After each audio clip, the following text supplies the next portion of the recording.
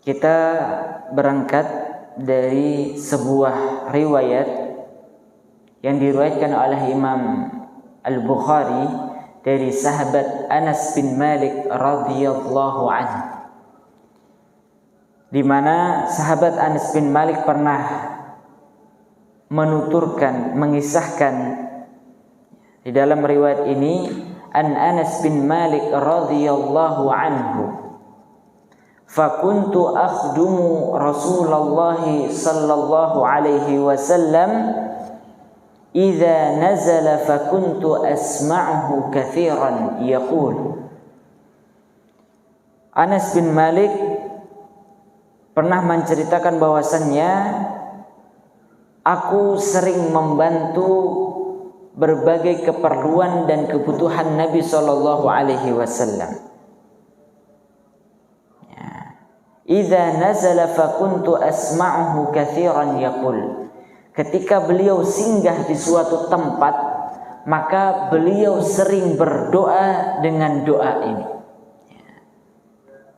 Jamaah sekalian yang semoga dimuliakan Allah, sebelum kita bacakan doa yang sering dibaca oleh Nabi sallallahu alaihi wasallam, maka ada satu pelajaran yang bisa kita ambil dari perjalanan hidup sahabat mulia Anas bin Malik radhiyallahu anhu.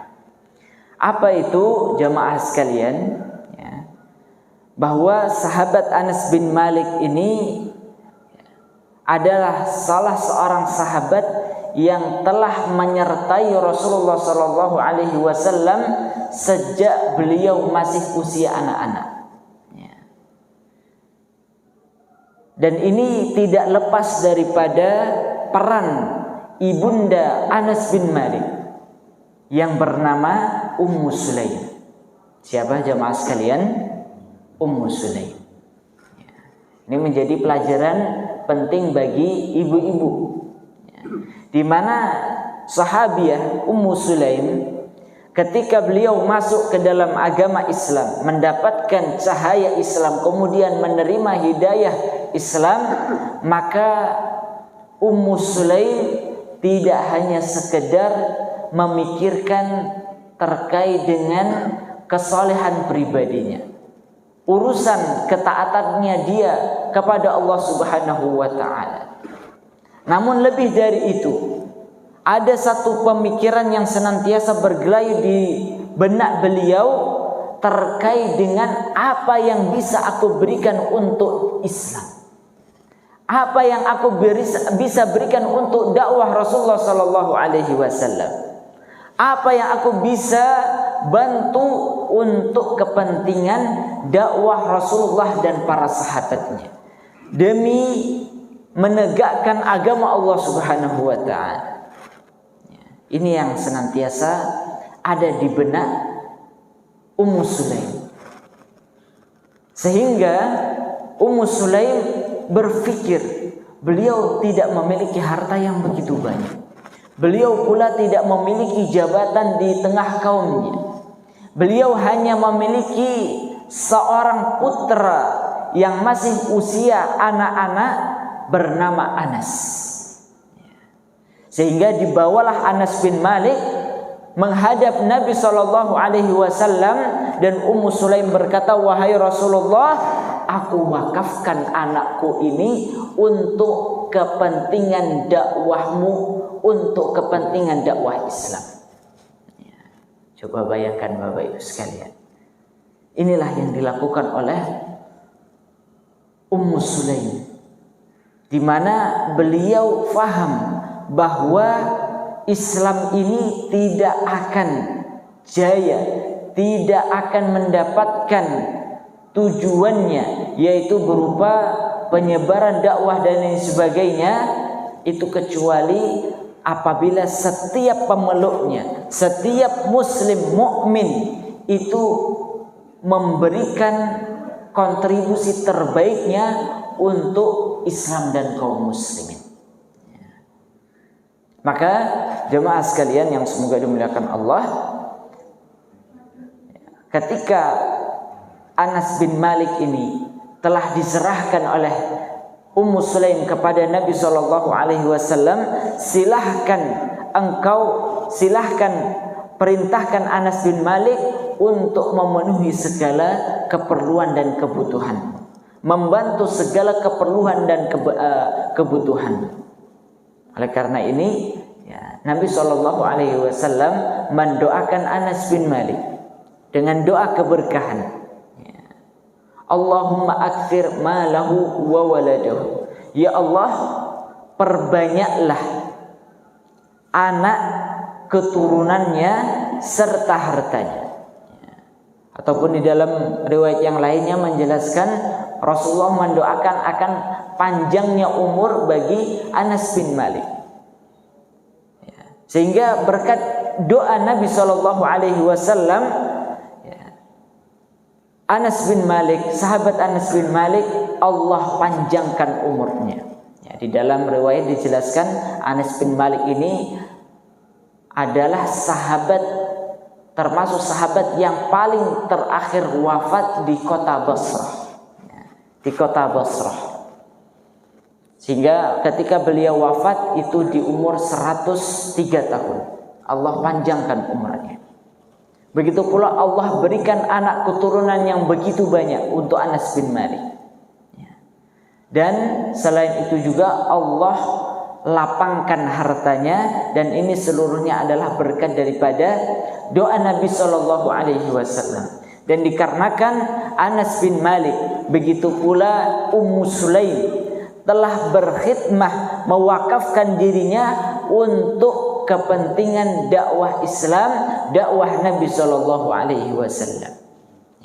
Ini menjadi pelajaran bagi kita semua Bapak Ibu sekalian yang semoga dimuliakan Allah. Selain itu juga keberkahan yang didapatkan Anas bin Malik itu bukan sekedar harta yang melimpah, anak keturunan yang banyak, umur yang panjang.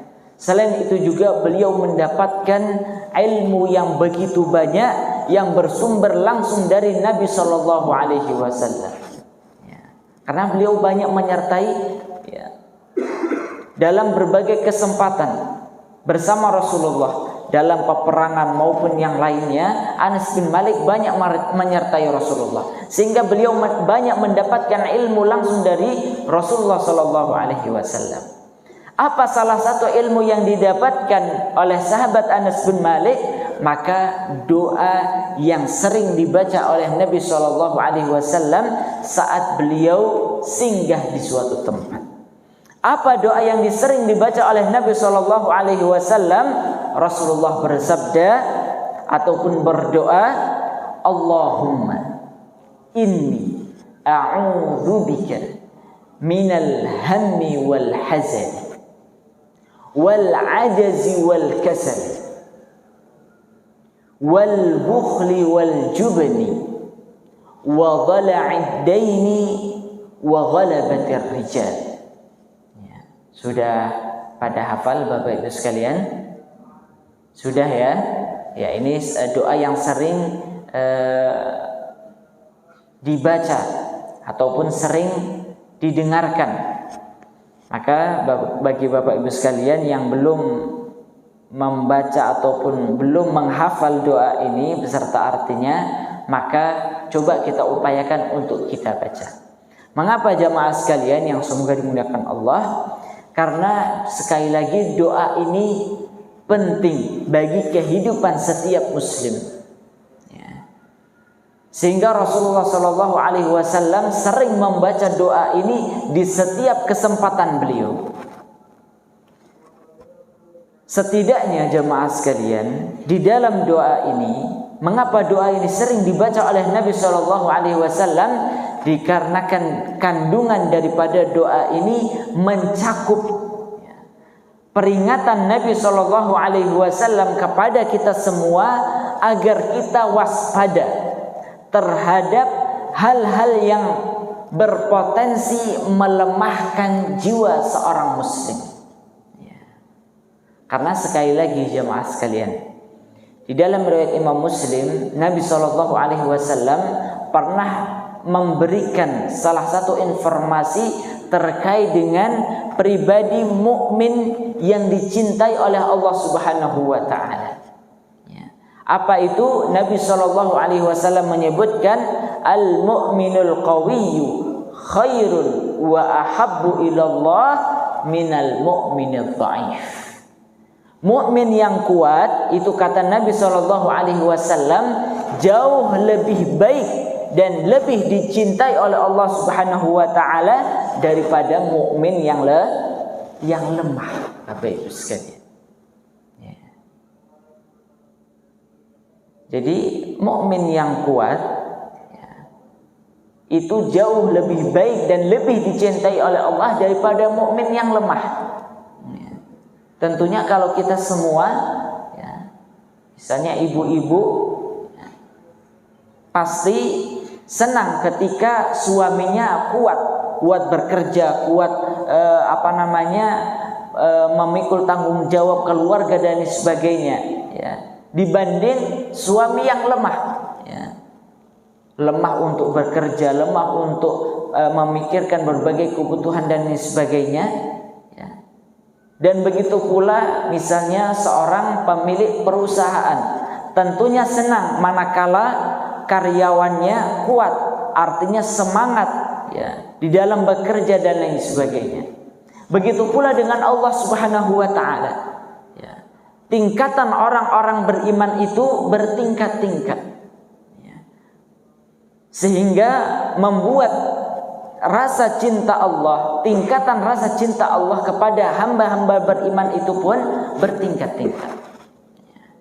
Maka di antara hamba-hamba Allah yang dicintai, yang lebih dicintai oleh Allah dan lebih disukai oleh Allah, itu adalah mereka yang tergolong menjadi pribadi mukmin yang kuat.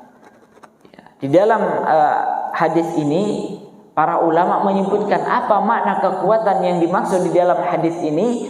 Maka makna kekuatan yang dimaksud di dalam hadis ini adalah quwwatul iman, kekuatan iman. Makna kekuatan di dalam hadis ini adalah mukmin yang imannya kuat. Karena di dalam hadis ini al-mu'minu al-qawiyyu, mukmin, seorang mukmin yang di dalam hatinya itu terdapat keimanan disandingkan dengan kata kekuatan, maka makna yang lebih utama itu adalah kekuatan iman yang ada pada jiwa seorang mukmin. Maka selain kekuatan iman yang kuat, ibadah yang kuat, kemudian ilmu yang kuat, begitu pula apabila disempurnakan dengan kekuatan fisik, kekuatan finansial, ini tentunya akan lebih baik lagi dan akan lebih dicintai oleh Allah Subhanahu Wa Taala. Nah, sehingga jamaah sekalian, ketika kita telah berupaya untuk menjadi pribadi mukmin yang kuat, maka jangan sampai kita lengah, jangan sampai kita tidak berhati-hati terhadap hal-hal yang bisa melemahkan jiwa kita. Karena ketika jiwa seorang mukmin itu lemah, maka akan berdampak pada kelemahan iman. Maka oleh karena itu Nabi Shallallahu Alaihi Wasallam memperingatkan kita agar waspada terhadap 4 hal yang bisa melemahkan jiwa. Apa keempat hal itu? Yang pertama adalah Allahumma inni a'udzubika minal hammi wal hazani.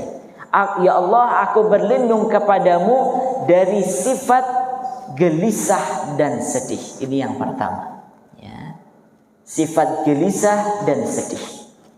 Kemudian yang kedua jamaah sekalian, wal ajazi wal kasal. Aku berlindung kepadamu ya Allah dari sifat lemah dan malas. Ini yang kedua. Dari sifat lemah dan malas. Kemudian yang ketiga jamaah sekalian, wal bukhli wal jubdi. Ya Allah, aku berlindung kepadamu dari sifat kikir dan pengecut. Dari sifat apa Bapak Ibu sekalian? Kikir dan pengecut. Sedangkan yang terakhir adalah wa dhala'id daini wa ghalabatir rijal. Ya Allah, aku berlindung kepadamu dari kondisi terlilit hutang, dan dalam kekuasaan orang lain. Dan dalam kekuasaan orang lain. Nah, Bapak Ibu sekalian yang dimuliakan Allah, inilah 4 hal yang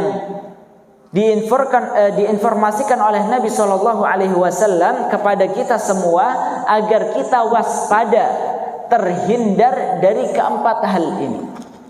Karena apa jemaah sekalian? Ketika ke-4 hal ini ada pada jiwa seorang hamba, ya, dan itu bersemayam dalam waktu yang lama, tidak diupayakan untuk diobati, dihilangkan, maka hal ini berpotensi untuk melemahkan jiwa kita.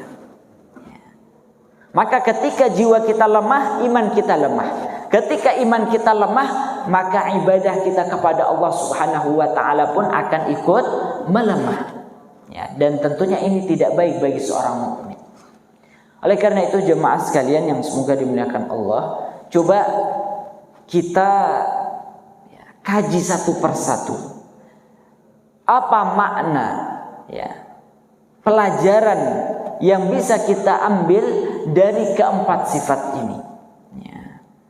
Jamaah sekalian yang semoga dimuliakan Allah, sifat yang pertama yang Nabi Shallallahu Alaihi Wasallam mohonkan kepada Allah agar Allah melindungi beliau dari hal-hal yang bisa melemahkan jiwa beliau, yaitu adalah sabda Nabi Shallallahu Alaihi Wasallam, doa Nabi Shallallahu Alaihi Wasallam, Allahumma inni a'udzubika minal hammi wal hazan. Ya Allah, aku berlindung kepadamu dari sifat gelisah dan sedih. Alham itu artinya adalah gelisah, takut, khawatir. Sedangkan al-hazan itu artinya adalah sifat sedih, rasa sedih. Kedua sifat ini mengapa digabung menjadi satu jamaah sekalian? Karena kedua sifat ini memiliki kesamaan. Apa kesamaannya? Kesamaannya adalah manakala kedua sifat ini ada pada jiwa seorang hamba, maka akan membuat jiwa seorang hamba menjadi tidak tenang, goncang, tidak stabil. Ini yang terjadi manakala sifat alham wal hazan itu ada pada jiwa kita. Tentunya jamaah sekalian, kita pernah mengalami kondisi-kondisi manakala jiwa kita merasakan sifat khawatir, takut, gelisah, dan begitu pula sifat sedih. Maka pasti kondisi psikis kita, kejiwaan kita itu tidak stabil, goncang. Betul nggak Bapak Ibu sekalian? Meskipun perbedaan daripada kedua sifat ini, ya, disebutkan oleh para ulama itu memiliki perbedaan. Apa? Alhammu, ya, alhammu, rasa khawatir, takut, gelisah itu adalah satu sifat yang ada pada jiwa kita. Rasa khawatir, rasa takut yang ada pada jiwa kita yang membuat jiwa kita tidak tenang terhadap hal-hal yang belum terjadi, yang kemungkinan terjadi di masa mendatang. Itu alham, ya. Jadi kalau kita takut terhadap hal-hal yang belum terjadi, ya, itu yang dimaksud dengan alham. Sedangkan al-hazan yaitu adalah rasa sedih yang menggoncang jiwa kita, yang membuat jiwa kita tidak stabil terhadap hal-hal yang telah terjadi, ya, terhadap hal-hal yang telah terjadi. Jadi kalau alham itu yang belum terjadi, al-hazan yang telah terjadi. Nah, Bapak Ibu sekalian yang semoga dimuliakan Allah, kedua sifat ini sekali lagi kalau kita tanya, boleh nggak kita, wajar nggak kita memiliki sifat gelisah dan sedih? Bapak Ibu sekalian, boleh nggak? Wajar atau tidak Bapak Ibu sekalian? Wajar. Namun yang menjadi catatan jamaah sekalian yang semoga dimuliakan Allah, Mengapa Nabi Shallallahu Alaihi Wasallam sampai beliau berdoa memohon kepada Allah agar terhindar dari kedua sifat ini? Maka jamaah sekalian, perlu untuk kita jelaskan bahwa setiap manusia, bahkan para nabi, para rasul pun mereka bisa merasakan sifat gelisah dan sedih. Sehingga ketika putra Nabi Shallallahu Alaihi Wasallam yang bernama Ibrahim itu meninggal di usia belia, maka Rasulullah meneteskan air mata. Ya. Dan ketika para sahabat melihat beliau menangis, maka para sahabat bertanya, wahai Rasulullah, apakah engkau tidak menerima ketetapan Allah Subhanahu Wa Taala? Maka Rasulullah menjawab, innal aina tadma wal qalbu yahzan wala naqulu illa ma yurdi rabbuna. Ya, kita itu manusia biasa, ya. Ketika kita mendapatkan musibah, hal yang membuat hati kita bersedih, maka air mata kita bisa mengalir, hati kita bisa bersedih. Betul nggak Bapak Ibu sekalian? Ya.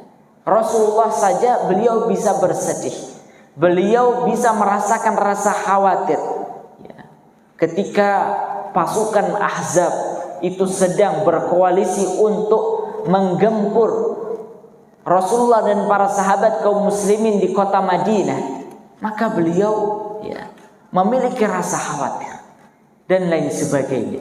Begitu pula saat beliau bersama sahabat mulia Abu Bakar As-Siddiq dalam perjalanan hijrah dari kota Makkah menuju kota Madinah, saat beliau sedikit lagi diketahui keberadaannya oleh kafir Quraisy, maka beliau tentunya memiliki rasa gelisah, rasa khawatir, rasa takut. Namun apa yang menjadi catatan, yang menjadi catatan jamaah sekalian, Rasulullah menyebutkan wala naqulu illa ma yurdi rabbuna. Saat kita sedih, saat kita gelisah, maka jangan sampai kita mengucapkan suatu perkataan kecuali perkataan itu diridhai oleh Allah Subhanahu wa taala. Ini catatannya Bapak Ibu sekalian. Artinya adalah kita tidak salah untuk sedih. Kita tidak salah ketika kita khawatir, gelisah. Namun yang harus kita catat adalah saat kita tertimpa rasa sedih, rasa gelisah, maka jangan sampai hal itu berlarut-larut. Jangan sampai kesedihan kita, kegelisahan kita berlebih-lebihan sehingga mengungkapkan perkataan-perkataan yang dilarang oleh Allah Subhanahu wa taala, melakukan perbuatan-perbuatan yang tidak diridhai oleh Allah Subhanahu wa taala. Itu catatannya.